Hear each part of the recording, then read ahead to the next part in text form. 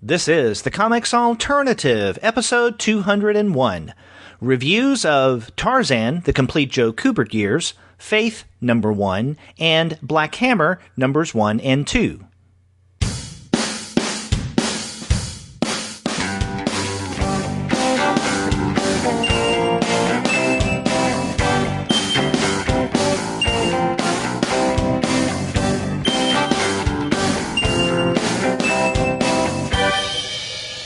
Hello and welcome to another episode of the Comics Alternative. I'm Derek. And I'm Andy, and we're two guys with PhDs talking about comics.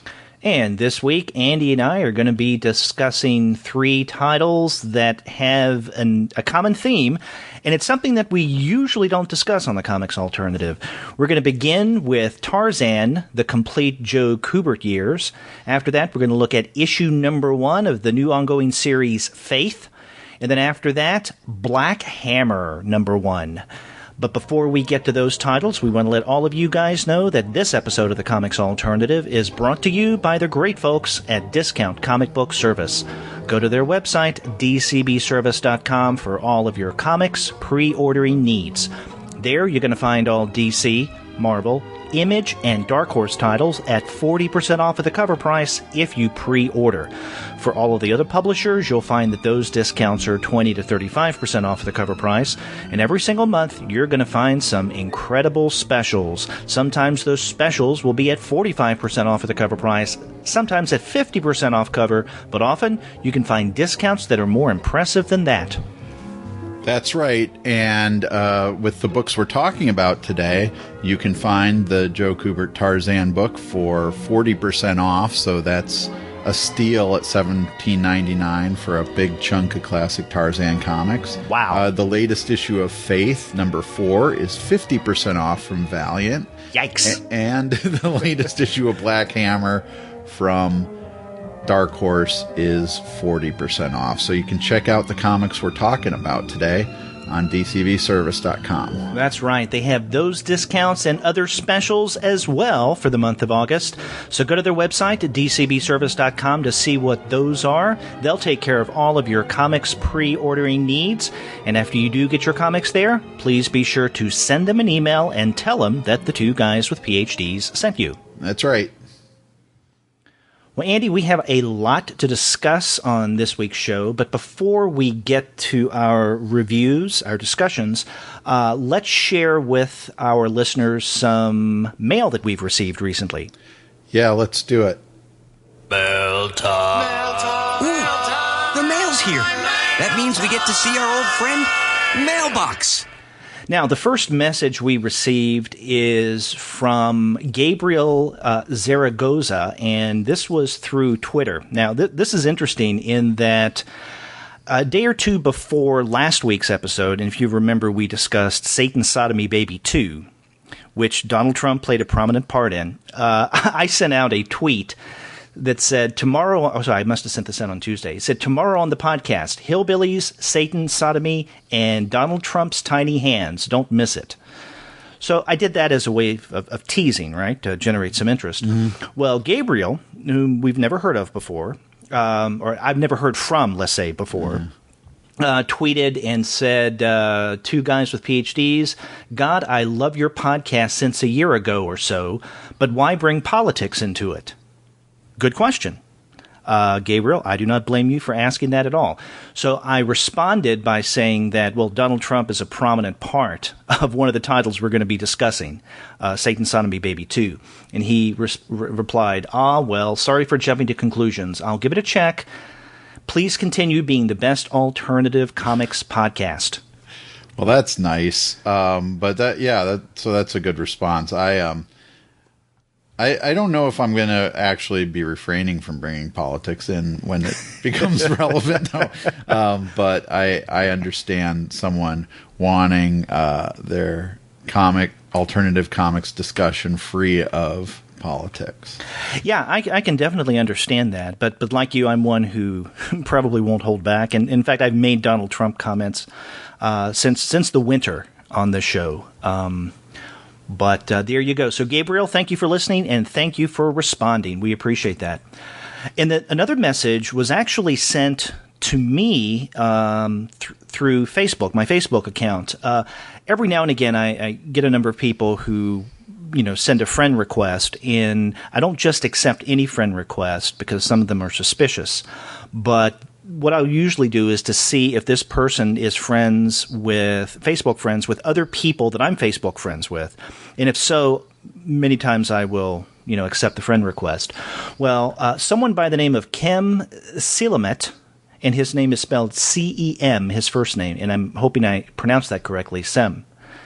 He requested friend connection. I accepted, and then he responded almost immediately after with this very kind message. Hi, Derek. Thanks for accepting the friend request. Greetings from Perth, Australia. I recently stumbled upon the Comics Alternative podcast a few months back with the Chester Brown episode via Stitcher. I just wanted to say that you and Andy are doing great work on the show, and the show is a treat to listen to on my evenings at my computer and my long drives for work. I only recently started reading the alternative indie side of comics in the last year or so, after a decade of reading mainstream comics, so the conversation you two have on the show is fulfilling to listen to. Thanks for your time, Kem. Well, that's very nice. I'm glad that not only has he discovered our podcast, but it's also timed with his initial forays into alternative comics world. That's right. And what a great way to start listening to our podcast, by finding us with that interview with Chester Brown. Yeah. So that's great. So, Kim, Gabriel, thank you guys for responding. We always like to hear from listeners, so whether you send us an email, Facebook message, tweet us, or using whatever means necessary, please do get in touch with us and let us know your thoughts. Yeah, and I think one of the things listeners should take away from that last segment is that you have a fear of being catfished, and that's why you're so selective in your Facebook friend requests. Yeah. Another takeaway is that we have global reach. Yeah, that's true too. That's a more positive thing. Yeah. Now, there's another bit of news we need to share before we get to the reviews. And this is something, Andy, that you and I have been meaning to do for a while, but I know that I think I'm the reason we haven't done this. I keep forgetting to do this on the show. Remember back in the winter, we set up a very simple survey through our provider, Libsyn. And we told people that if they take the survey, it's only 6 easy questions, and they gave us their email address, then they would be entered into a contest to win an official Comics Alternative t-shirt when we get them printed up. We have the t-shirts printed up, and we actually took them to Heroes Con. And one of the things I had intended to do is to bring those names or the email addresses with us, and as we were recording from the floor, is to draw a name and to announce it there at Heroes Con. I forgot to bring those email addresses with me, and in the month and a half since Heroes Con, I guess about 2 months now almost, I keep forgetting to to bring this up and make this a part of our show. But right now, I have a list of the names, or at least the email addresses, because that's how we get the information, of the people who took the survey and entered the contest. And we're ready to give away a Comics Alternative t-shirt. Okay, let's do it. Okay, so I have the names or email addresses crumbled in a cup, and I'm shaking them right now. I don't know if you can hear that. I'm shaking the cup, boss. I'm shaking the cup. Okay, I'm going to pour them out, close my eyes, and draw one. And this email address is rigranger53 at gmail.com. So that's rigranger 53 at gmail.com. And the reason I don't have the names is I don't think there was a place for people to include their names. But after we finish recording this episode, I will get in touch with this individual and ask them for their name and address and t-shirt size, and tell them that he or she has won an official Comics Alternative t-shirt. Yeah, so congratulations, R.I. Granger. Yes, congratulations. And we do appreciate everyone responding. In fact, we had a lot of responses for the survey, and it was quite quite enlightening. Just to give, I'm not going to go over all the information that we were able to glean from this, but just to give you a sense of our listenership. No surprise that the vast majority of people listening to us are male. In fact, a little over 81% are male. The rest, obviously, female. Or maybe not so obviously, but 81% male. In terms of education, I guess the two guys with PhDs actually are highly educated as well, because over half of our respondents have advanced degrees in one form or another, a master's, MA or MS, or a PhD. 27.27% have PhDs, and 27.27% have a master's. So there's that. Most of our listeners are married. 33% are single, though. Most are Caucasian or white, I guess. And then in terms of income breakdown, most are between, let's say, $25K to $100K a year household income. And in terms of the age range, 30%, a little over 30% of our listeners are age 35 to 44, a little over 21% age 45 to 54, and 27.27% are 25 to 34. So it seems like most of the people who are listening to the podcast are very much like the two of us. Yeah. So we maybe we need to break out some initiatives to appeal to listeners outside of our own personal demographics. That's true. Although I would hope that reaching outside of mainstream superhero comics would have been a way to do that. Yeah, that's true. Yeah. And actually, I said that as a strategic segue into this week's topics. Yeah, that's right, because for this week we're actually probably violating our rules a little bit by talking about first, I guess, this collection of Joe Kubert Tarzan books that was originally published by DC. Or the comics were published by DC. Now they're published by Dark Horse. There's fewer characters out there that are more mainstream, I think, than Tarzan. And then two recent, I guess, variations on the superhero Valiant's Faith series and Dark Horse's Black Hammer, which is written by Jeff Lemire and drawn by Dean Ormston. Right. So you're right. In some ways, we are violating our mission statement, which is, we'll consider discussing anything other than mainstream superheroes. But I guess there's some complications in there. Now we've looked at superhero-y kind of stuff in the past that wasn't necessarily by DC and Marvel. In fact, the closest we've come to that is a few years ago when we looked at the first few issues of Miracle Man that Marvel brought back, if you remember. That's right. But other than that, I think we've been pretty true to our original mission, in that if we looked at anything that had that superhero feel to it, it hadn't really it hadn't necessarily come from the big two. Again, with that exception of Miracle Man. And I think one could argue that with Tarzan, Faith, and Black Hammer, we're still sticking with the letter, at least, of our mission. In that, as you pointed out, Tarzan, is he a superhero or not? Well, that's up for discussion. So we can argue about that. He is with Dark Horse now. And then Faith and Black Hammer are curious takes on the superhero genre. But then again, we've looked at curious takes on the superhero genre with previous titles. So in some ways, we're coming close to violating our mission statement, maybe without going over the line, though. Well, yeah, I think that's open to debate. I personally just really wanted to talk about these Tarzan comics, so I'm willing to cross the line selfishly at any given time.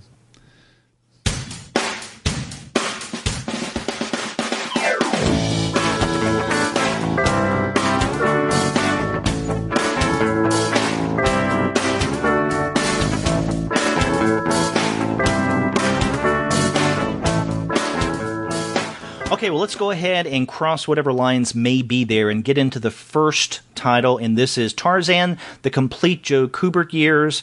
And as you pointed out earlier, this came out just recently from Dark Horse Comics. This collects the DC issues of Tarzan, number 207 through 235, that were released between April, or at least dated April of 1972 to February, March 1975. Yeah, so this isn't quite the entire DC Tarzan run. The series went on into the 250s, I think, with Kubert still drawing it, but with other artists on it. So this consists of most of the issues that he himself drew, or in some cases inked or penciled, and all of which, or almost all of which, he wrote as well. Now, did you read these comics when you were a kid? I'm almost positive that I did, and the reason I'm not 100% certain is I don't have my old comic books from a kid to go back and check to see. I was an idiot right after undergraduate in selling the comics that I accumulated all those years growing up in order to get a few bucks that I really needed at the time. But again, I'm sorry that I did that. So I can't go back to check to see if I actually did get any of these. I'm almost positive that I read several of these for a couple reasons. One, I was a big DC guy. I would read almost anything that I saw in the spinner rack from DC. Also, the years that Joe Kubert was writing Tarzan, 72 through 75, I mean, these are prime comic book reading years for me, probably the height of my comic book reading growing up. And I just loved Joe Kubert's art. He also did Sergeant Rock. I was a big Sergeant Rock fan. So I had to have read these stories. And definitely the covers seem familiar to me going back through this really nice collection. But to definitively answer your question, I'm not sure. I'm pretty sure, though, that I did. And you did, though, right? Yeah, I did, and I still have most of them. I don't have all of them, but I do have most of them, especially because the series for about 6 issues, I guess, from issue 230 to 235, I think, were released as 100-page super spectaculars, and that's one of my primary areas of collecting, is to get those. And so I have all the Tarzan ones of those that also then have several other things in them as well. They would usually have some other Burroughs characters like Korak, son of Tarzan, and Carson of Venus, or maybe John Carter, and then other DC jungle characters like Congo Bill, or even Detective Chimp. Yeah. And Rex the Wonder Dog as well. Yeah, and also like you, I used to gravitate toward those 100-page super spectaculars. Yep. And I wanted to cover a little like background, I guess, on these comics, because Tarzan had been at this time in the mid 70s a staple in comics for quite a while, starting as a comic strip in the 1920s and going on by Hal Foster and going on into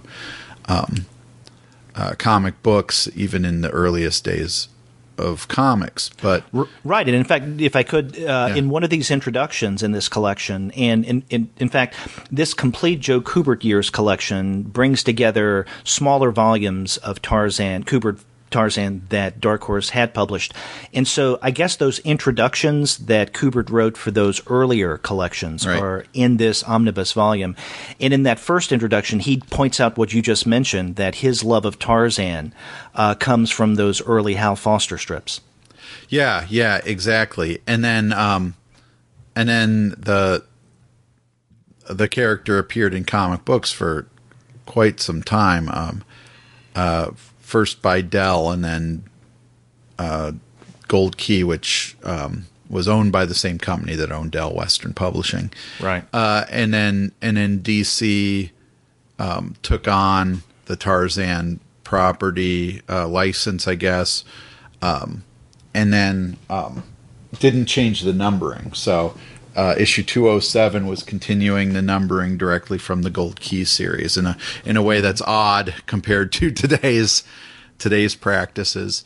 And they also picked up at the same time the Korak Son of Tarzan series that Gold Key had been publishing.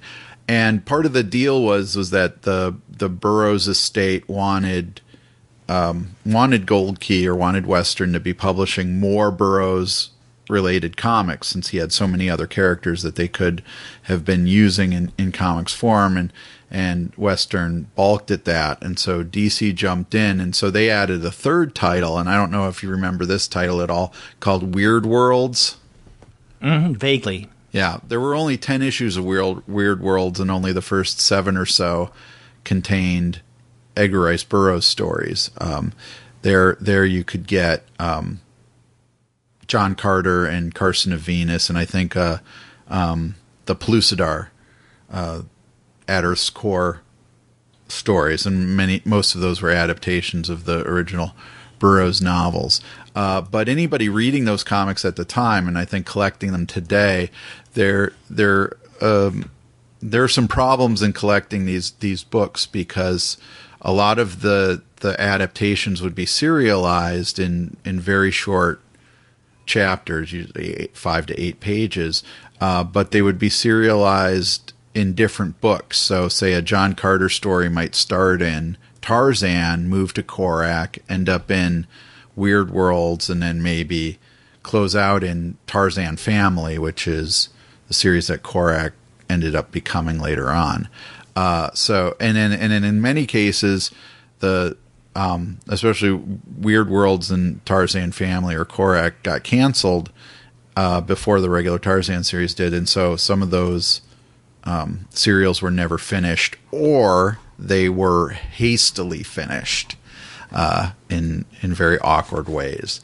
So in the batch of Tarzan books that we have in this collection, I think there's actually 3 Tarzan novels adapted for serialization. Tarzan of the Apes, the original book, The Return of Tarzan, and Tarzan and the Lion Men, which is a strange book. Oh, yeah. Oh, yeah. Yeah.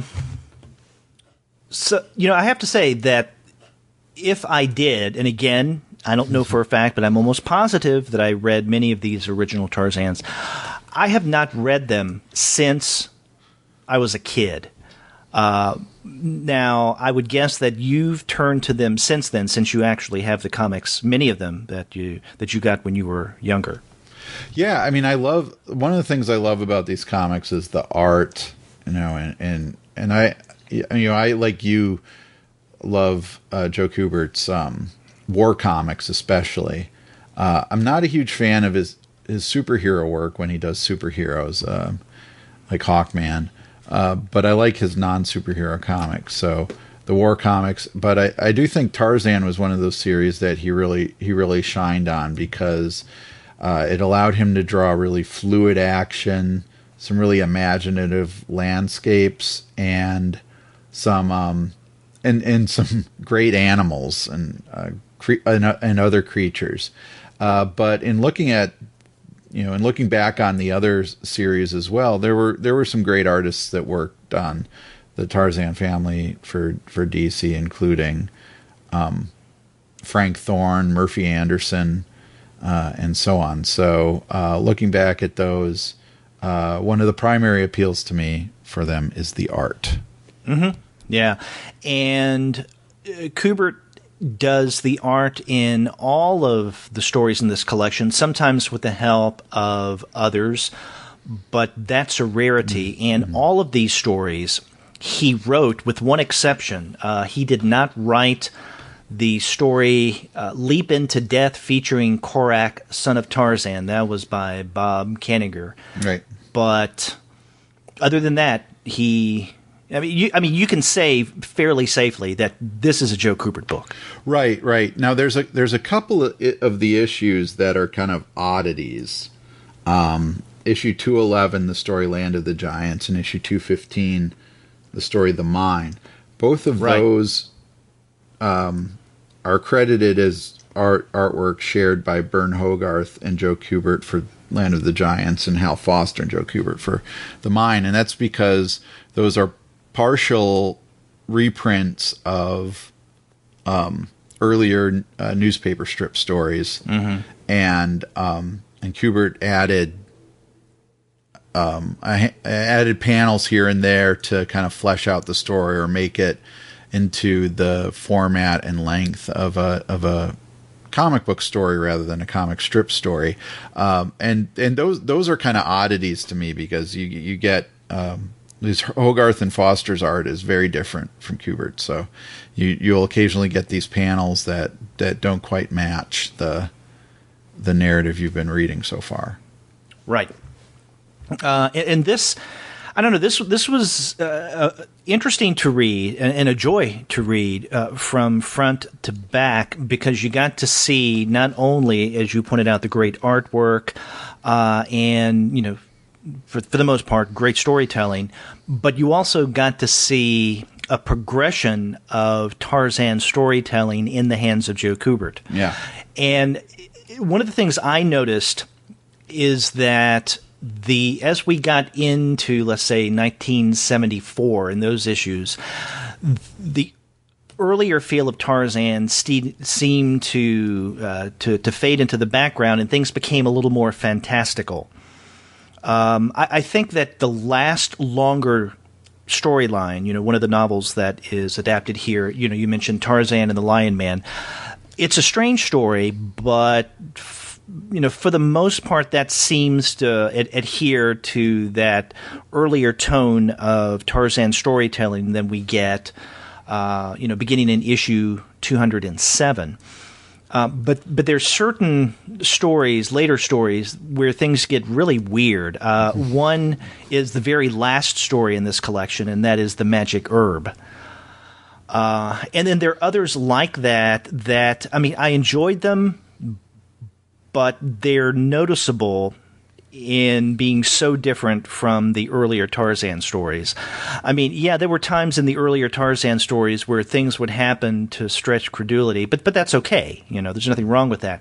But when we get to melding genres, for instance, the jungle story along with more overt science fiction or fantasy, then I'm not saying that I don't like that kind of storytelling with Tarzan. It's just different and noticeable, and it would take me out of my enjoyment of the story, and I would start thinking about what it was that was being done here with the storytelling.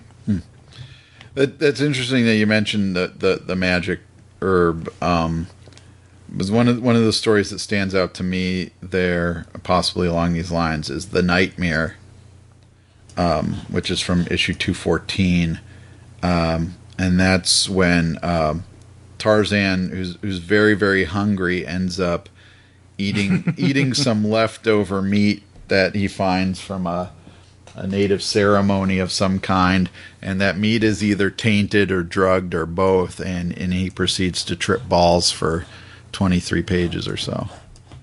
Yeah. And that is a wild story, but the fact is, these things didn't really happen to him. He was just, having nightmares because of what he ate. Yeah, exactly. Yeah.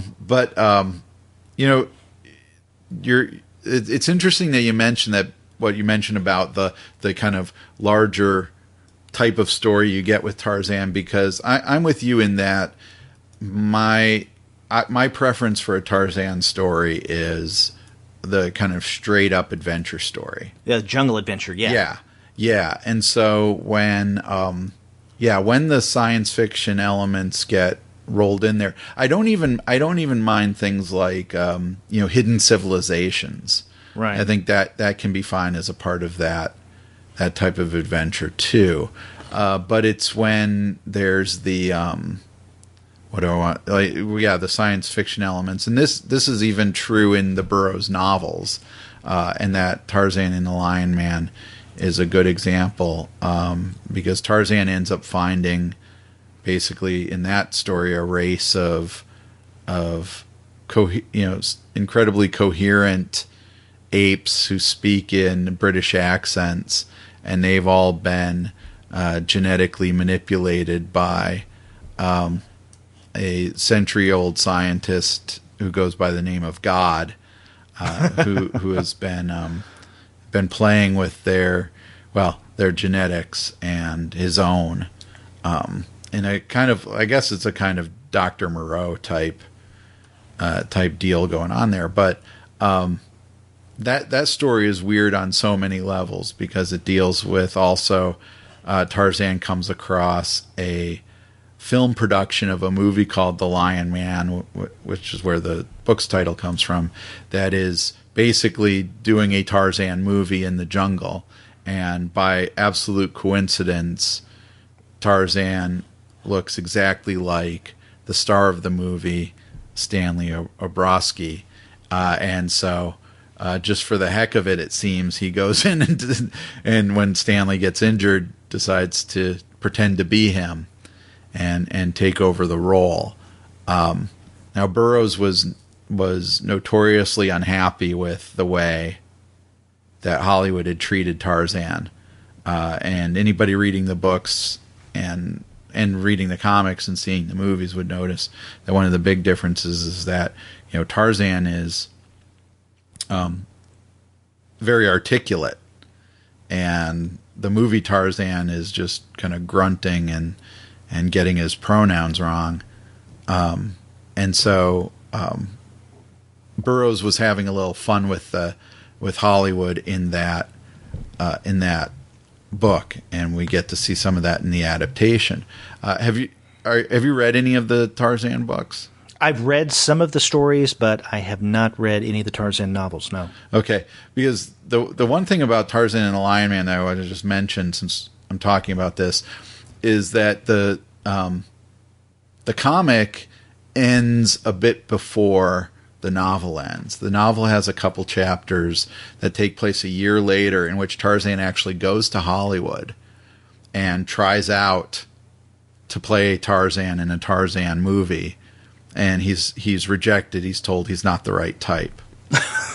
And that's, again, so I think that, you know, that story, we even get some humor in that story, and the comic adaptation just stands out as weird. And I think part of it is because that was one of Burroughs's rare forays into comedy and satire, as he's satirizing the film industry. Mm-hmm. You know, and I think it is important to note, as you pointed out, that, you know, Tarzan is, at least with Burroughs, the original, you know, intelligent and articulate. Mm-hmm. Yeah, I think if someone comes to these Tarzan stories for the first time, maybe with only Hollywood and, let's say, commercial culture, you know, as part of their awareness, as their Tarzan education, then they're going to be surprised that this is not the kind of Tarzan that they're used to. In fact, is it Geico that recently had a commercial with a Tarzan-like figure, he and Jane swinging through the jungle? And of course, when he communicates with Jane, he has that same, you know, me Tarzan, you Jane kind of speech pattern. Right. And it's Jane is the one who has to explain what Tarzan means to a chimp that they meet. They're lost in the woods. And so she is asking a chimp, you know, we're lost. Can, you know, you help us? And then the Tarzan guy in the commercial says, no, me Tarzan, you Jane, me ask. So anyway, if that's your only exposure to Tarzan, then in reading the Kubert comics, you're going to get more of a sense of the original here. And this is actually mapped out in that first storyline, you know, Tarzan, the origin of the ape man. And this is in 4 parts. Mm-hmm. And in fact, as you pointed out, Andy, it's one of the 3 longer, more novelistic works that's adapted here. The other one is, again, as you pointed out, The Return of Tarzan. That's in, 5 parts? And then Tarzan versus the Lion Man, it's in 4 parts. And so, you know, if you take all 3 of those novels together, that's at least half of this book. Yeah. And when we were kids, having a 4 or 5 part story in a comic, especially a DC comic, was rare, right? If at all. So the idea of that kind of expansive storytelling that you get in these, you probably wouldn't have seen much otherwise, other than the kind of ongoing kind of soap opera serials that Stan Lee would write at Marvel. Where there was no kind of clear beginning or end to a storyline, but here at least these are kind of closer to what we get today. Today a 4 to 6 part story is the norm. So back in the early 70s, that would have been odd, and probably as a kid, I even might have balked a little bit that I would have had to have shelled out 80 cents to $1 to get the whole story, rather than the 20 cents I was normally used to spending for getting a complete story.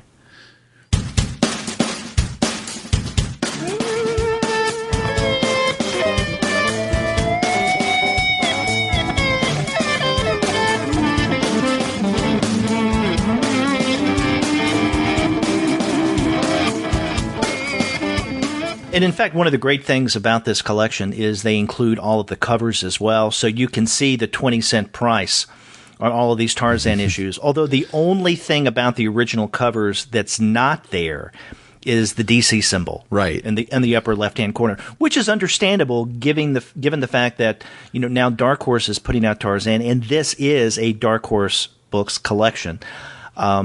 Still, though. I can understand why they did it. It would have been nice to have kept the DC symbol, because those who know Tarzan, who are reading this, know that it's DC that put it out. So, why try to mask that fact? Yep. But, and another thing, we've talked about the longer stories, those 3 novels that are adapted. But, the other stories that make up, I guess, roughly the other half of this collection, those are really fun to read as well. So, you got stories like The Black Queen, The Captive, The Trophy, Ice Jungle. And, these are the kind of stories that we used to read in comics when we were young, the one-offs. And, it would be a rarity to have more than 2 issues containing one story. More times than not, though, definitely not 4 or 5 issues, but more times than not, you would read a comic, especially from DC, and it would be in and out, one and done, and that's it. So reading these not only took me back to, the art of Joe Kubert and how much I loved what he was doing at DC, but also that kind of storytelling. And it reminded me of another Kubert title, the Sergeant Rock. In fact, many times when I would get to the end of one of these one-off Tarzan stories, I would think to myself, make war no more. Because that's how Sergeant Rock used to end. Right. Because, they do have that feel to them. And that's something that I think I kind of miss in comics. I'm not going to say that the kind of comic storytelling now where people primarily write for the trade with 4 to 6 issue arc in mind. I'm not going to say that that's not as good as the way the comics used to be written. It's just different. Yeah. I like contemporary comic storytelling, but at the same time, I really appreciate the way that stories were told back in the 1970s when I was a kid. Yeah, I agree, and I think it's a nice contrast. Plus, to what we get today. Plus, the showcase of Kubert's art in these, and even in the one and done stories, or especially in those, I think the ones in which that he writes the original story himself and isn't adapting a story, are the ones I like the most in this book, because he seems to be choosing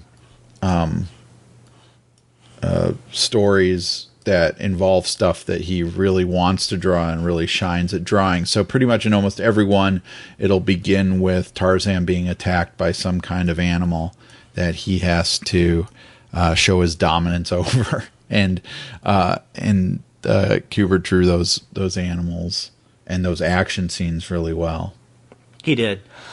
Now, we've been talking about the stories that really appeal to us and those that we like. Is there any standout in this collection that kind of fell flat with you, or you just didn't like as much as the others? Well, I mean, I think one of the things to say about that, to kind of preface my feelings on what would be my least favorite or whatever, is that, we're looking at, no matter how you slice it, Tarzan is still a colonialist narrative that also has a lot of elements of misogyny. Mm-hmm.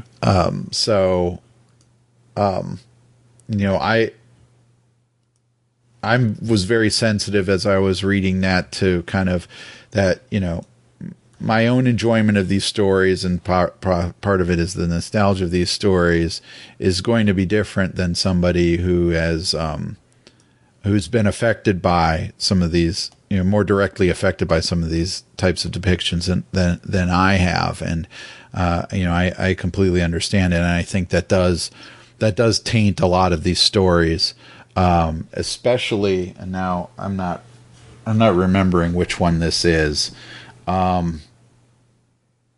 The one where Tarzan meets the queen, who's the Black Queen.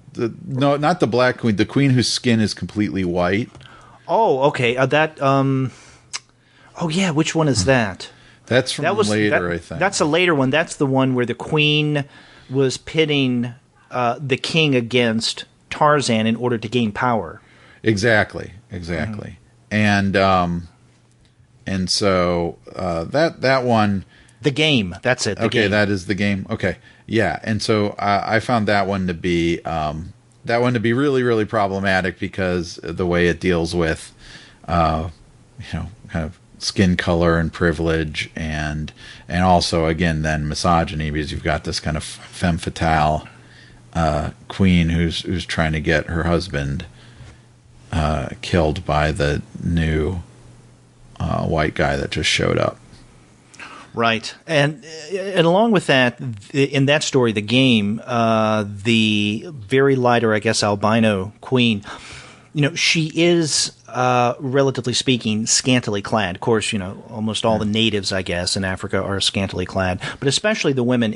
But you get this as well in the Tarzan and the Lion Man storyline, where you have the two Hollywood actresses who are often seen in compromised positions with certain kinds of clothing that are more revealing than others.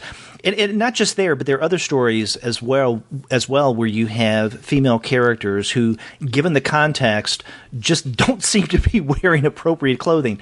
Now, part of me, as I read these, I'm saying, okay, well, just keep in mind when these were written. Yeah. And, just keep that in context. I'm not going to say that it bothered me. I don't know if it did, but it did. I mean, I was attending to the fact that, today it's just a different kind of storytelling, and we would have different kind of expectations. And so I think reading some of these stories when it comes to representations of women, and I think in terms of race and colonialist attitudes, we have to keep some of that in mind as well. Although I do have to say that coming away from this entire collection, I really don't get the sense, at least in terms of Kubert's own storytelling, right? Not the ones that, the novels that he adapted, that he didn't really do a bad job overall when it came to his representation of Africans, native Africans. Yeah, I mean, however you slice it with Tarzan, you're going to have a white guy coming to the rescue of the native black people, and that makes him, he's automatically already, by virtue of the character and the story, depicted as the the superior white savior. I just so I don't find that there's really any way to kind of dance around that or to make excuses for it. It's baked into the property. Yeah, it is what it is. But even when I got to the end of the game, and I am going to spoil the ending of the story, but Tarzan ends up defeating this Zorina, this White Queen, by getting her electrocuted during a storm, and the final panel has her subjects kind of circling around her and commenting on the fact that now her body has been burnt black, and Tarzan points out how ironic that is, and that made me go, oh, okay. There's no excuse for this. And I think even in even when you think about 1973, we're kind of in 74, yeah, 74. We're into, we're past the civil rights movement. We're into the kind of activist, identity civil politics, rights area, right. Black Panthers, and so on. So I would imagine even then, to a more sophisticated reader, especially, that would have been problematic. So I've said that I enjoy and appreciate these stories, but I do say that with some qualification that listeners, readers who might be more sensitive to those kinds of issues of colonialism, and not to say that I'm not sensitive to them, but who feel more personally affected by them, are going to be these things are going to stand out even more. Oh, yeah. I mean, as with any written text, right, or even visual text, you have to come to it with certain contextual understandings.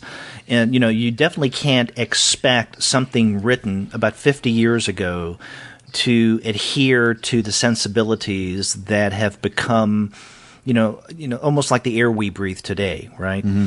On this matter of the game at the very end, where they make that comment about, how ironic it is that, she's burned black now. I mean, even if you take the racial colonialist matter out of the equation, I still think that mention, that ending is quite heavy-handed. Yeah. I don't know if you necessarily needed that. I did think, though, that in certain ways it was interesting to see what Kubert was doing there in the game, in that the Queen looked to be African, but because of the way she was drawn, was an albino. Mm-hmm. So when you're saying that she was white, she wasn't white in the same way that Tarzan was, right, or is. And in fact, it's made it's pointed out in the story itself at least a couple of times that the Queen is whiter than Tarzan is. Mm-hmm. But even though she's an albino, there's nonetheless the whole black-white racial thing going on definitely in the story. Yeah.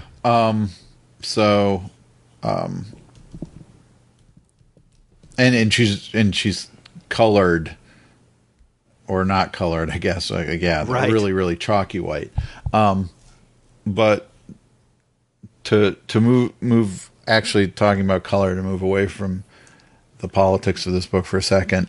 This book has been recolored and kind of remastered, and normally I don't like the updated coloring to old comics. I prefer comics that keep, some semblance of the old comics. And that's something like that I really respect Craig Yo for doing in his reprints. Right. However, I found the coloring in this volume really good. And I don't think it's as obtrusive or deterring the reading experience or standing out as much as, say, you see in something like, for example, what Neil Adams does with his coloring and his reprint stuff. Yeah, and in fact, the very end of this collection, and this, we have to point out that this Tarzan, the Complete Joe Kubert Years, is over 600 pages. Yeah. So, listeners, how dedicated are we? We used a 600-plus page book to discuss to you this week. But at the very end of this collection, you do get some of Kubert's sketchbook drawings. And then along with that, you get how they have been colored. or recolored. Right. And so you do get to see some of the contrast there with what he was doing originally with the sketches and how they look now recolored, just to point out some of the difference there. Right. I didn't have any problem with the coloring of the stories in this collection. I asked you a moment ago if there's a story there that stood out to you as one that you liked the least, or at least noticeable or made you uncomfortable. The one that I like the least in this collection is the one that Kubert did not write, Leap into Death, the Korak story. Yeah. I thought the Kenninger story was okay. Again, that's one of those fantastical narratives, right, where you have the jungle adventure meshed with the fantastic. It was also interesting in that the art, I thought, was noticeably different. Right. Now, the inks were done by Russ Heath. Yeah. But again, even if Kubert did do the pencils, it looked a lot different than all the other Tarzan stories in this omnibus. Yeah, you could still see some of the fluidity of Kubert's action in there, but Russ Heath, who is also one of my favorite artists and did great work on war comics as well, their styles don't mesh very well. No. The other issue I had with that story is that it's set pretty firmly in Korak's continuity. So yes. if you're not familiar with that at all, you don't know who this woman is that he's trying to find, or how monumental it is that her captor is, thrown off the cliff to see if he can fly or whatever, thrown out of the tower. And and so it stands out as odd. I mean, there could have been a good enough reason to not include it in this book. Well, if they're calling it the Complete Joe Kubert Years, I guess they had to. Sure. You may be familiar with the Korak stories. I wasn't, and I saw from the very first page, right, that I felt like an outsider coming in, or that I'm walking into a theater in the middle of the movie. Yeah, exactly. Because here we see Korak, the son of Tarzan. He's laying in a tree at night, and above him are these images that apparently are in his head of Miriam, and he can't sleep because of Miriam being held captive by Iago. And I said, okay, I don't know what this is. I don't know the context, but I'm just going to go with it because I'm assuming that this is, storylines that I'm not familiar with, and I'm getting in the middle of things, in medias res. I don't think that detracted from my abilities to understand what happened in this story. I just necessarily didn't like it near as much as the others. Sure. Yeah. No, I agree completely, and I do find the Korak stories in general to be kind of inferior to the Tarzan stories, though many of them, especially the earlier DC issues, have some really nice art by Frank Thorne, who's an artist I think whose work melds really well with Kubert's, more so than Russ Heath's does, and also I'm trying to think, and also those ran in the original issues ran with a backup story of adapting Burroughs' Carson of Venus, with very early art by Mike Kaluta, who is an artist again of that era that I like a lot. But yeah, so they don't include the later stories that Kubert wrote but didn't draw either. So this collection is kind of artist centric. Anyway, so yeah, I mean, I think the case could have been made for leaving that out, but they left it in, and you're right, it does stand out as an oddity within this book, and probably something that's going to confuse most readers who are not familiar with that character. Right, and it's the only Korak story in this collection, and also the transition between the previous story and the Korak story is rather heavy-handed, right? Because that one-off Tarzan, the baby antelope, he saves a young antelope, thus the title. And at the very end of that story, he wonders what it would be like to have an offspring of his own. Right, and then of course we get Leap into Death, the Korak story. Yeah, that transitions us into that, and that's too bad. Yeah, and we should point out that both of us are reading this from the PDF that Dark Horse provided, and so we don't have hard copies. I hope someday to get my hands on a hard copy, but so I can't attest to the quality of the package. Yeah, but I'm sure it's great. And I'm saying that because, we talk often about how, let's say, IDW does an outstanding job, and not just with the Yo books, but with all of their collections, right? They do a great job with these archival collections. But I think Dark Horse does at least as good a job with all of their collections that they do. So this being a 600-plus page book, collecting, at least the art-centric Joe Kubert Tarzan stories, this would be something really nice to own. Yeah, and it's at the cover price of $30 in paperback, and as we said at the beginning of the show, $17.99 on DCB service through our sponsor. Yes, yeah. that is a great price point for such a massive book as this, and so even if someone just wanted to look at the pictures, and I think that the Kubert's storytelling is not really heavily dependent on the words anyway. It would just be a great book to look at. Right. Definitely something to check out. Yep.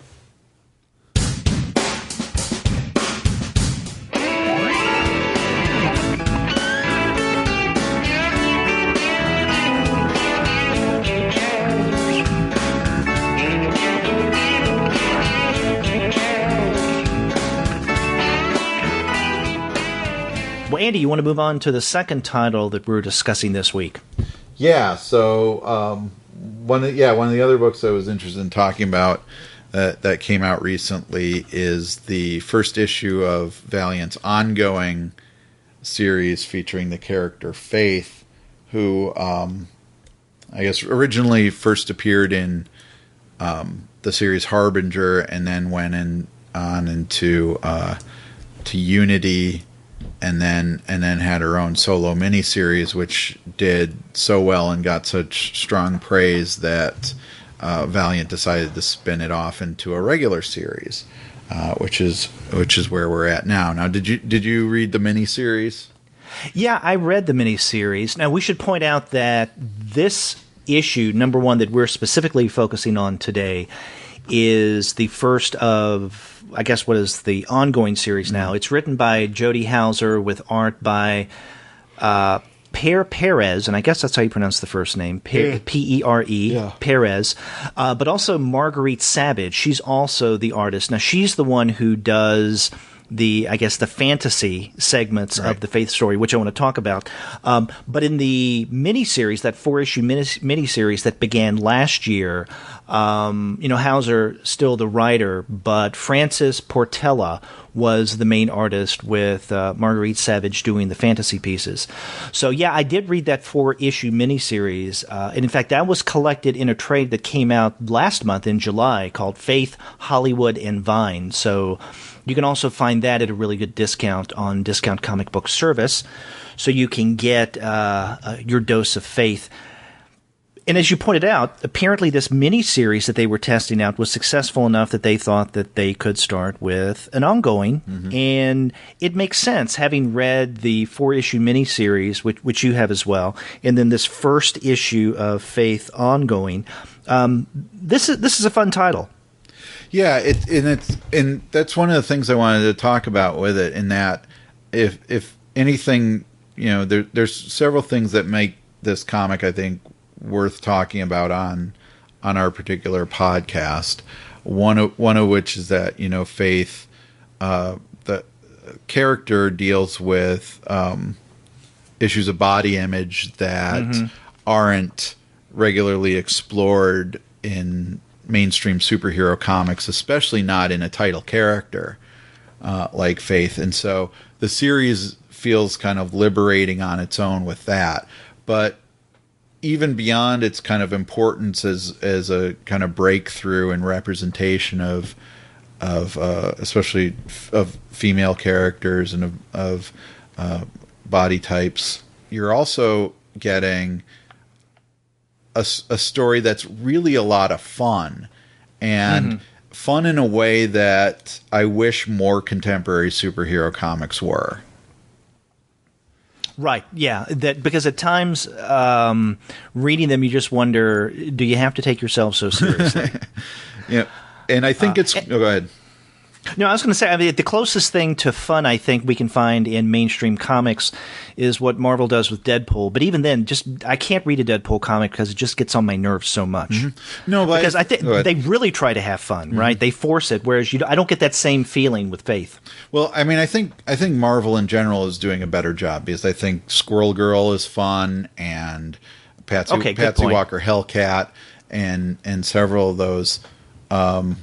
those newer series using, kind of C-list or lower characters.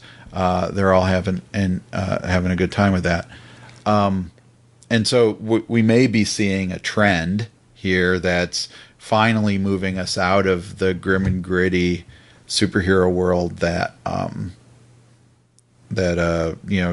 Dark Knight Returns and Watchmen had kind of put us in for decades now. And though it doesn't seem like DC is moving in that direction very much at this point, Marvel certainly is. But the other thing about Faith that makes the series fun for me is that Faith is the character is a pop culture junkie, and she's a superhero fan. So she makes these kind of knowing comments about, or references about, superhero narratives. And Houser, I think, has a really good time of playing with those conventions. And that's again another area that makes that series fun. Yeah.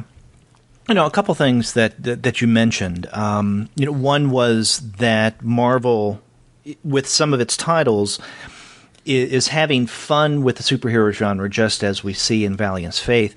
One thing that strikes me, though, in that of all those titles that you mentioned, we're dealing with female protagonists. So even if we are witnessing recently a shift in tone, from the dark, or a beginning of a shift, perhaps, from the dark and gritty to something that was very much a part of superhero comics in the 1950s, 60s, and 70s, right? It kind of at moments of levity aren't unusual. We're still seeing this in quite a gendered way. I can't think of many male-centric superhero titles where you have this same tone, right? Now, I mentioned Deadpool, but I think that's forced to the point, for me at least, to be annoying. And you can see something similar going on, I think, with other titles that even DC is doing, like maybe with Gotham Academy. And I think it's not just gendered, but it's also age-related, that some of them at least, may be stories that, if not targeted to younger female readers, then at least have female protagonists and seem to be targeting a very different audience than what we could very loosely call, let's say, the usual superhero comics reader. Yeah, and thank God they're doing that. Right. Another thing you pointed out is that we're dealing with issues of body image here. And again, if we look at this in a gendered way, I think it's even more significant, because we have had a number of comics that deal with male body image and superhero and satiric looks at that, right? I mean, there are a number of examples here. But you're right, when it comes to Faith, it's not often, in fact, it's almost never, that we have a protagonist, a female protagonist, who is the hero, who is aware of herself in terms of how she looks. Although, with the Faith titles, both that 4-issue mini and this new number one, she doesn't. I don't think she agonizes, or at least focuses over herself and her own body image in ways that she did, let's say, in Harbinger. Yeah, and I think that's I think that's important here too. I mean, it's a maturing. Yeah, and she's expressing expresses a level of comfort with her body that's refreshing, but it's also that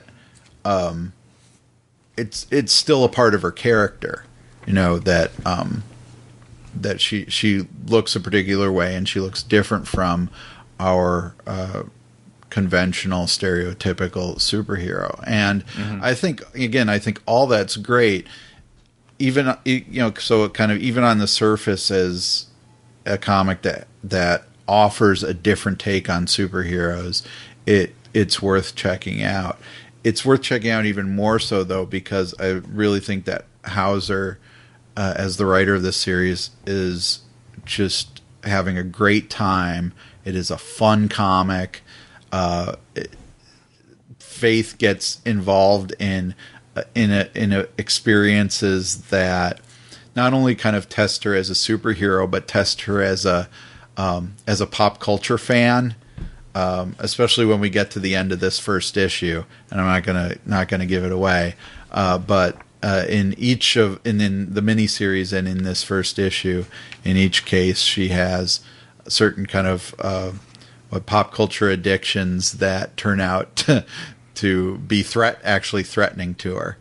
And I think that alone too is hilarious. So putting her in Hollywood, I think, was a great idea for this series. Right. And we should mention, for those who may not be aware of that 4-issue miniseries that, again, was just recently collected last month in a trade, that she now lives in L.A. and she assumes an identity. Her name is Summer. What's her last name? Summer Smith. Summer Smith, go with that's the right. alliteration That's right. that you need for a superhero secret identity. Exactly. And of course, she's doing this because that's what one does, right? If one's a hero and needs an identity. So, I mean, she's trying her best to fit into the genre of the superhero. And so, in some ways, the Faith title is a meta-commentary on the genre of the superhero itself, which I really appreciate that.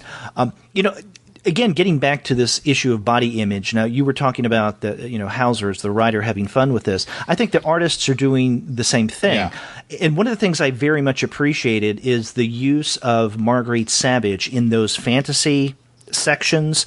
And she did this with that 4-issue mini with Portela, and she's doing it in this first issue with Perez. In that any time Faith is fantasizing or imagining something, that's when we get Savage's art. And it does look a little more iconic or cartoony, not as detailed, purposefully so. Right. Another thing that strikes me about that, though, is we have a more, again, relatively speaking, attractive sexualized Faith that we don't get in the drawings of, let's say, Perez or in the miniseries Portela, but we still get someone who does not look like the typical superhero, right? A female superhero. She has a weight problem.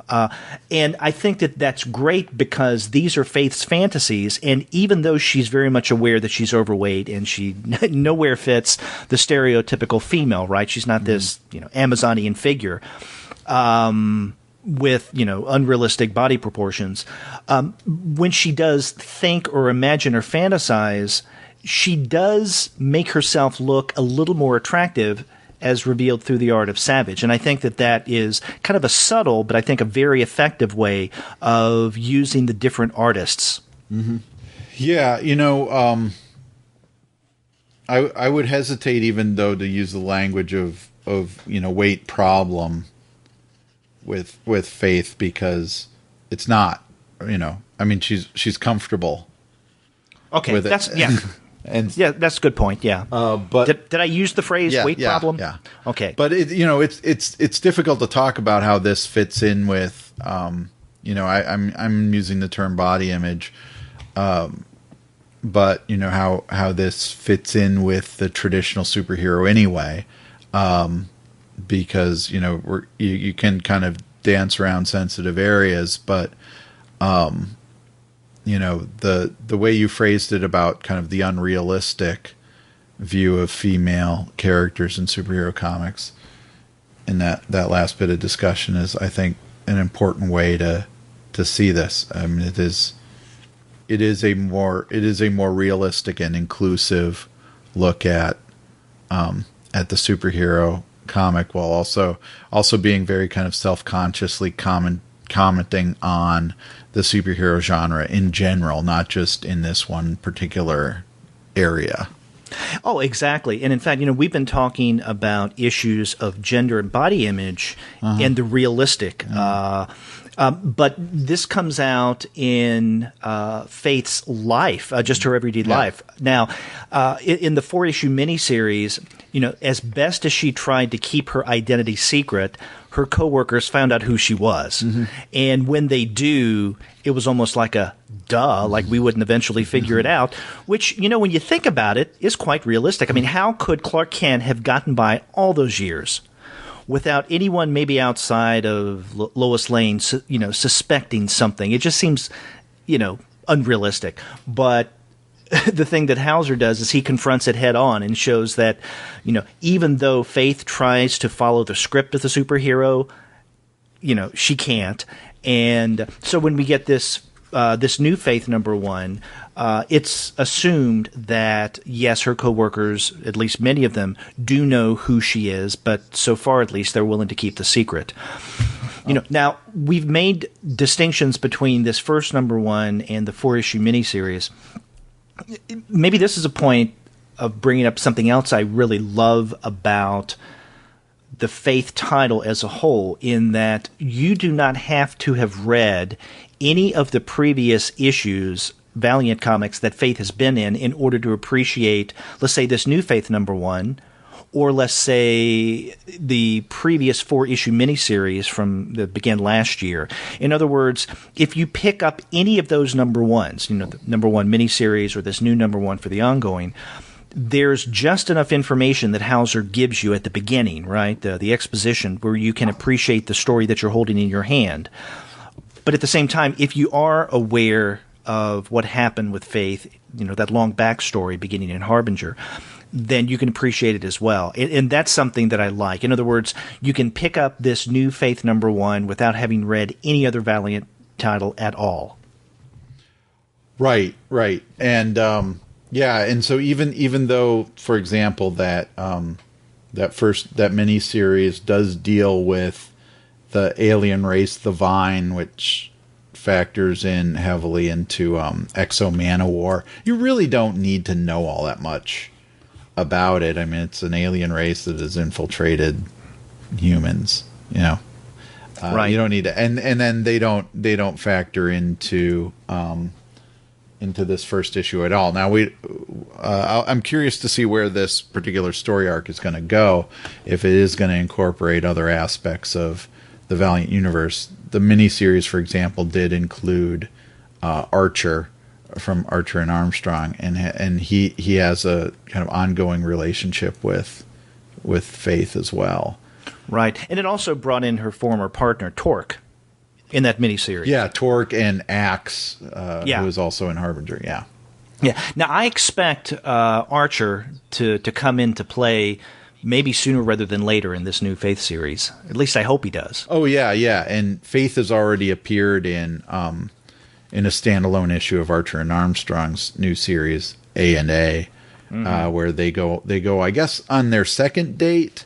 There's some debate as to whether saving the world in that first miniseries is constitutes a date, but they actually do go on a date.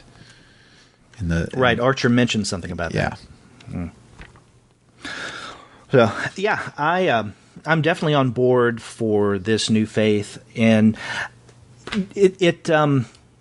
this Faith, I'm glad, and you're the one who recommended that we discuss this. In many ways, the Faith character has brought me back to Valiant. I was keeping up with Valiant for a while, but then once we got into Unity and all of the titles started to weave together into more of a coherent universe, I guess the Valiant universe, I drifted away, not because I didn't like it, it's just I didn't have the time to keep up with everything.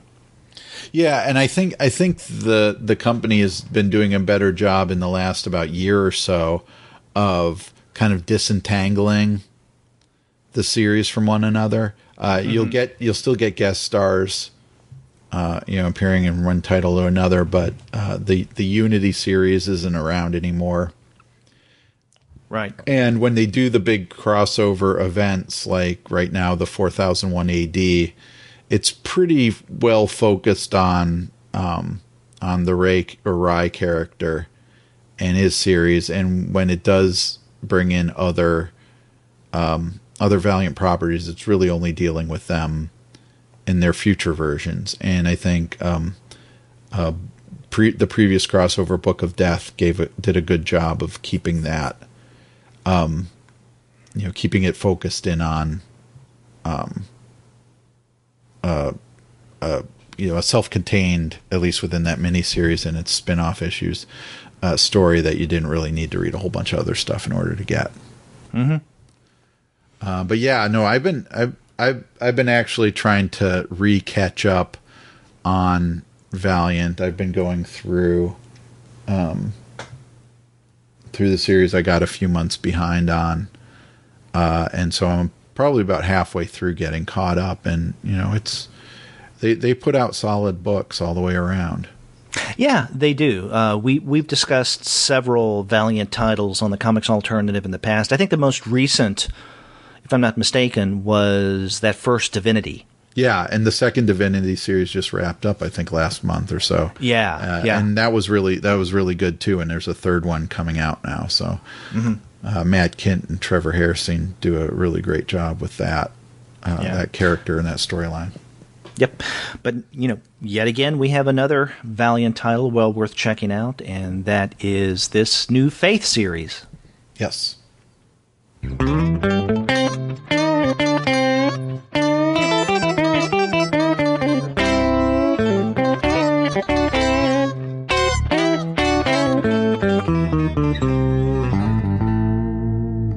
Well, you want to move on to the last issue that we're discussing this week, still within the sorta-superhero theme. Yes. And this is Black Hammer, written by Jeff Lemire with art by Dean Ormston. This is also a Dark Horse title. Now, issue number 1 came out several weeks ago. Issue number 2 of Black Hammer is going to be released on the 17th, which is actually the day that this episode drops. Right. And now you haven't read issue number 2, correct? No, and I read issue number 1 when it came out, so it's been a little bit. Okay. And I was able to get, right before we recorded, issue number 2 from the Dark Horse Review website, right. The link that they provided us. So I've digested that. Not that we have to really talk a lot about that title, but I think that the premise of Black Hammer is largely established, for the most part, in that first issue. Now, this is something that was originally supposed to come out at least a year ago, if not before. Right. But Dean Ormston had medical issues, health problems, and so it was delayed. And in fact, in issue number 2, let me turn to that page, in fact. Toward the end of that issue, Ormston is providing, and this is issue number 2 that comes out, maybe as you're hearing this. He gives some sample art, some sketches, and he points out with one of them, let me turn to this. Yes, he says with one of the sketches that he provides, he gives some layouts. And underneath the layouts, he says, I don't always do layouts, but halfway through penciling issue number 2, I had a bang on the head and suffered a brain hemorrhage that caused paralysis down my right side. Being right-handed, I was unable to work for 6 months, so I started doing these layouts as a way of to rehabilitate my hand, which had no feeling. So if people were wondering, what happened to Black Hammer when they saw it solicited over a year ago, well, life happened. So we're glad that Ormston is better now than at least he was. And not just because we have Black Hammer, but, because of his health. And so that's why we didn't get this a little more than a year ago. That's got to be scary, is to have that, your livelihood dependent on your hands and your ability to draw, especially to have an injury in a situation like that. I can't imagine. And so in looking at this too, it's this comic. It's that Dean. It's clearly Dean Ormston's art. Like that he hasn't missed a step. Exactly. Yeah. Yeah, you can look at his earlier stuff, and you can look at this, and you wouldn't know that he had that head injury. Right. Yeah. So the premise of this is that we have a group of superheroes that had gone by the name of Abraham Slam, Golden Gale, Barbalian, Colonel Weird, Talkie Walkie, Madame Dragonfly, and Black Hammer. And they are transported to this town that they're kind of, I guess they're banished to, right? They can't leave the town limits. And in fact, we get in both issue 1 and 2 this, I guess, this premise, this expositional premise. And I'm looking at issue 2. It says, banished from their own history, the Golden Age heroes of Spiral City, which is where they worked, are doomed to live out eternity in an idyllic, timeless farming community, but not all is ideal. And so that's the situation that we have. So they've been 10 years in exile. Only the Black Hammer, invincible champion of the streets, has managed to escape, though it may have cost him his life. So that's the premise that we have with these first 2 issues. Even by the second issue, we still don't know what's going on with the character Black Hammer, the titular character. And I don't think that in issue number 2 you get much more information about the absent Black Hammer than you got in issue 1. And in fact, one of the main things you get in issue number 2 of Black Hammer is much more the backstory of Golden Gale. Right. Other than that, though, this is a series that, with the first 2 issues, I enjoy, but I'm waiting for more information to drop. Yeah. I think when I finished the first issue, I was expecting a little bit more. I didn't get it, but then I thought, okay, it's the first issue. I'll find out a little bit more of the premise in the second. Then I read the second. I still didn't get that information. I'm still okay with that. I think, but if I get to the 3rd, 4th, or even 5th issue and I still have all of these questions about what the hell's going on, then I'm going to have some concern. Yeah, I may come back for the trade on this. One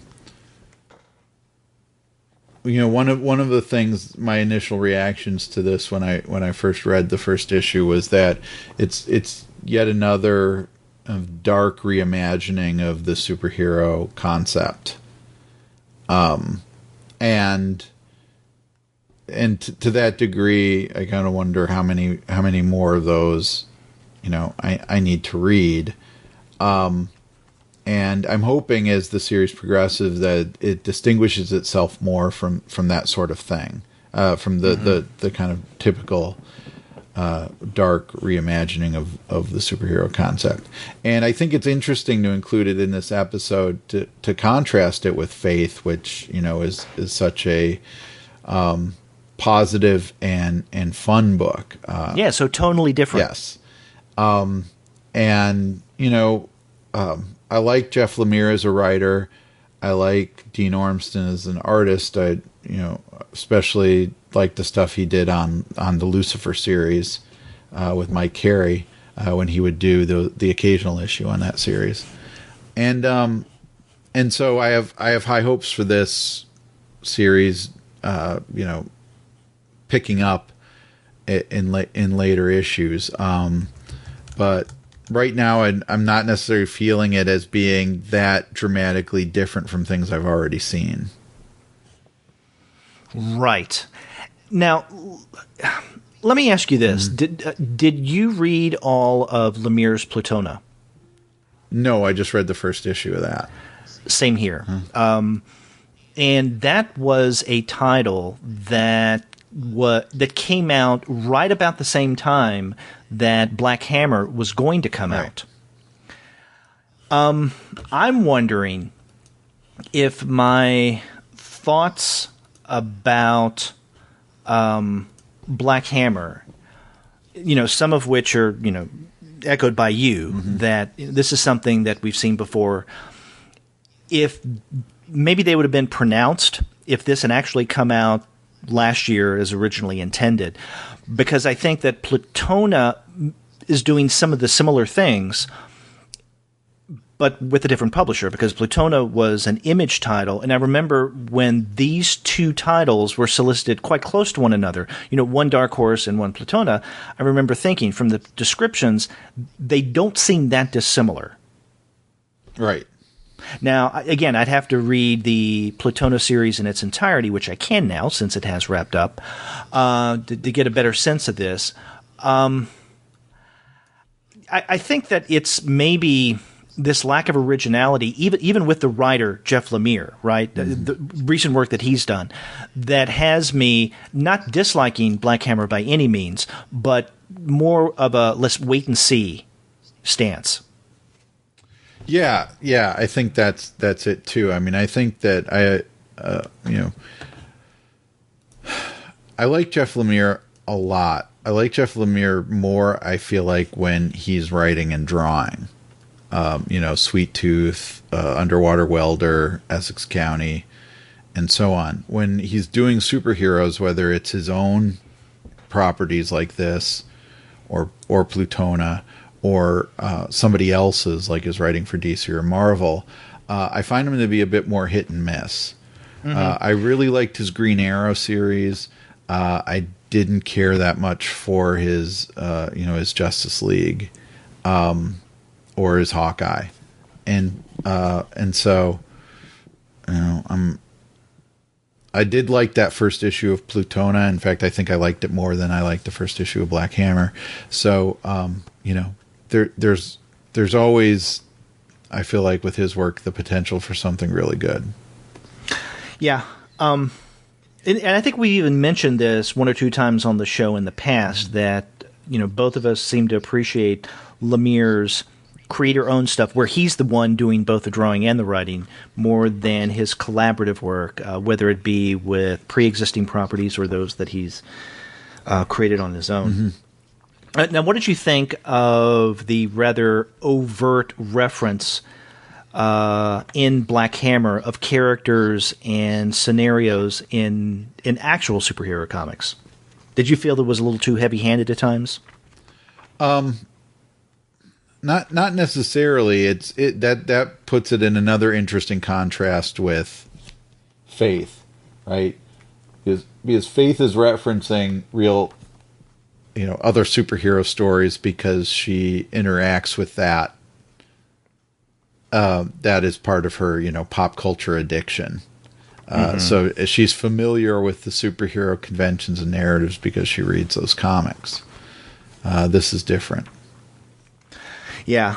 There's some of the heroes here where it's really easy to make a connection to actual characters or situation in comics past. I mean, for instance, one character who is a sentient robot is named Talkie Walkie. And of course, you can't help but think of Talkie Tawny. Yeah. In terms of the way that name is mentioned. And then toward the end of issue number 1, there's a flashback scene of the way, during the Golden Age, right, in Spiral City, where Adam Slam is fighting this gigantic villain. And of course, the villain looks almost exactly like Galactus. Mm-hmm. Right. And even with the way that issue number 1 ends with... And I don't want to give anything away for those who may not have read issue number 1. That's been out several weeks already. But still, it ends with someone who is narrating the last several pages. And what we find at the very end of issue number 1 is very similar to something that we see, from the very beginning in Superman. Mm-hmm. So I think with Black Hammer, Lemire is at times reaching to a discernible link to comics history. In others, it may be a little more ambiguous or vague as to what links, if any, he's making directly. I'm okay with that. I didn't know if that was something that you felt, though, that may be a little too much or too heavy-handed. Yeah. No, I mean, again, it is a kind of wait and see attitude. Is he going to be doing something with these tropes and conventions of superhero comics, or is it just going to be references for, kind of these references for the sake of references? Right. Now, I do feel that maybe I should ask you the question, what do you feel about the potential heavy-handedness of this after you read this second issue? Because I like this about issue number 2. The title of this issue is The Curse of Zaphram. And so we do get a lot of the backstory of Golden Gale. Okay. And we do see a clear link to, Captain Marvel or Shazam. Okay. Because the Curse of Zaphram, we learn in issue number 2, she meets someone and whose name is Zaphram, and when she says his name, then she becomes this superpowered hero. Now, the twist with Gale is that instead of Captain Marvel, who was a boy who would say Shazam and would turn into a man, with Gale, no matter how old she becomes, whenever she says Zaphram, she becomes a superpowered little girl. Oh, okay. And, yeah, you get some of that from the first issue, but it's not really explained. For instance, she makes comments in issue number 1 about how she wishes she wasn't a little girl. I think at one point she even mentions, it'd be great if I could have tits again. And you don't even know. It's like, what do you mean by that if you're a little girl? This is explained in issue number 2. Okay. And by the way, this is not a spoiler for issue number 2 because we get this at the very beginning. But we do get, again, most of issue number 2 is the backstory of Gale. I just think that that's an interesting twist on the Captain Marvel story. Yeah, that is. And so that alone makes me interested in checking out the series further. Yeah. So I definitely think that it's something that I want to keep up with, although I'm wondering if this, like Plutona, might be something that I would be more prone to wait for the trade. Yeah. And then keeping up with it that way. Yeah, I think that may be my route. Or at least keeping up. We can always keep up with the PDFs that Dark Horse sends us in advance of the getting the trade, which we very much appreciate. Yes.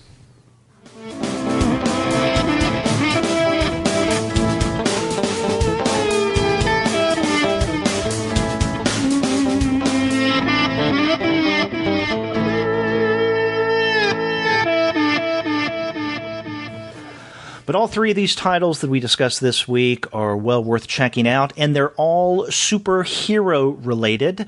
We started off with Tarzan, the Complete Joe Kubert Years from Dark Horse. After that, we looked at issue number 1 of Faith, the new ongoing series written by Jody Houser with art by Pere, Perez, and Marguerite Sauvage, a Valiant title. And then we wrapped up with another Dark Horse title, Black Hammer, written by Jeff Lemire with art by Dean Ormston. So 3 really interesting titles, and we did approach that line that we've drawn for ourselves as a mission statement. But every now and again, you have to approach that line and maybe even cross it in order to know where that line actually is. Sure, and our listeners can probably let us know where that line is, but I just want to let them know that I just wanted to talk about Tarzan. I'm grateful for you indulging me in this, and any listeners who have any complaints about that, I'm sorry, and we'll get back to our usual really alternative comics in the future episodes, which we will do next week, definitely. And if you want to find out great comics like this, as we pointed out at the top of the show, all of the titles that we're discussing this week are at deep discounts at the website of our sponsor, which is Discount Comic Book Service. Go to the website, dcbservice.com. You can't find a better way of getting your comics. And after you do get your comics there, get in touch with us and let us know what you think about the podcast. If you go to our website, comicsalternative.com, you'll find that you can leave us a voice message easily enough through SpeakPipe. It's really easy to use. Or if you want to jump through a few more hoops, then you can call us the old-fashioned way. Our phone number is 4153-COMICS. That's 415-326-6427. And if you want to complain about my selection of Tarzan comics or anything else, you can reach both of us at two guys at comicsalternative.com, or you can get a hold of us individually. I'm Andy at comicsalternative.com. And I'm Derek at comicsalternative.com. And we also have our Twitter feed where we announce new content of the podcast as well as updates to the blog. Check out the Twitter feed at the number 2 guys with PhDs. That's right. You can also find us elsewhere via social media such as Facebook, Tumblr, Instagram, Google+, Goodreads, and Pinterest. We also have a YouTube channel, so you can consume the podcast that way. You can subscribe to the podcast through iTunes. You can stream us on Stitcher. You can also find us on TuneIn, on Spotify, and if you're an Android user, Google Play Music. But you can always find every single one of our podcast episodes, as well as the reviews and the comics-related commentary that we post on our blog by going to the website, comicsalternative.com. That's right. Those are all the ways to get a hold of us, let us know how we're doing, and find out what we're doing.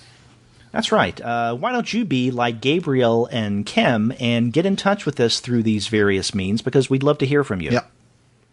And until then, I'm Derek. And I'm Andy. See ya.